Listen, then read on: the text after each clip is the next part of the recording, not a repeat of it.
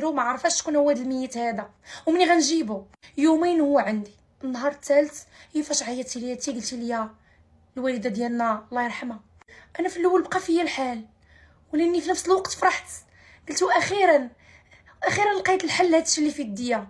منين غسلنا الوالده ديالنا انا وياك والسيده خليتكم حتى خرجتوا، عاودت حليت الكفن وربطت لها داكشي في رجليها وسديت الكفن بحال ما واقع والو. انا سمعت هادشي تصدمت. قلت لاش بغيتي عندها؟ واش بغيتي عندي؟ واش بغيتي عند راسك؟ واش اللي كيدير هادشي كيطفرو؟ والمشكله ان راجلها ما بقاش معاها خلاها وزاد.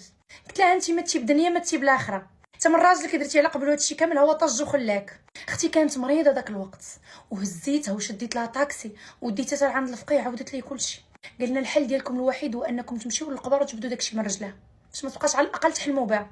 اكيد الام ديالك كانت مرة الله عمرها دار وكانت انسانه صالحه وبقى بينها وبين الجنه غير داكشي اللي تحت رجلها. فعلا